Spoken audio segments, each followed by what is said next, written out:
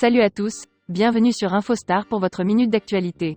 Si c'est la première fois que vous passez par ici, n'hésitez pas, abonnez-vous, et cliquez sur la cloche de notification pour ne rien rater des prochaines actualités. Kenny Arcana a prédit la pandémie en 2011. Boba impressionné valide. Depuis le début de sa carrière, Kenny Arcana s'est toujours démarqué comme une artiste très engagée, ce qui vient de lui valoir le soutien de Boba. L'auteur de Rat P World s'exprime depuis quelques jours sur la crise sanitaire, notamment pour dénoncer les décisions du gouvernement pour lutter contre la pandémie, et vient de ressortir ancien clip de la rappeuse marseillaise précurseur sur la situation actuelle. Au mois d'avril 2011, Kenny Arcana présente le premier extrait de sa mixtape, l'Esquisse Volume 2, avec le clip du titre, V pour Vérité, inspiré du film, V pour Vendetta. Un visuel dans lequel elle met en scène le piratage d'un journal télévisé pour mettre en avant ses valeurs humanistes comme un lanceur d'alerte pour tenter d'éveiller les consciences du peuple. La rappeuse dénonce une conspiration du gouvernement en l'accusant de créer des épidémies, des propos qui prennent sang à notre époque en raison de la pandémie du Covid-19 et que Boba a partagé. Kenny Arcana impressionne B2O avec ses prédictions passées.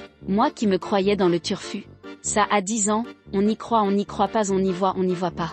Kenny Arcana s'étonne Boba en postant un extrait du clip en ajoutant le hashtag « disent les génies » et dans lequel Kenny Arcana chante « des épidémies, peut-être pour qu'on ait peur de se rassembler, ou juste pour businesser un tas de vaccins empoisonnés. Peut-être avec une puce dedans, serait-ce pour de la surveillance ? Ou pour modifier nos états psychiques à l'aide de leur fréquence ?»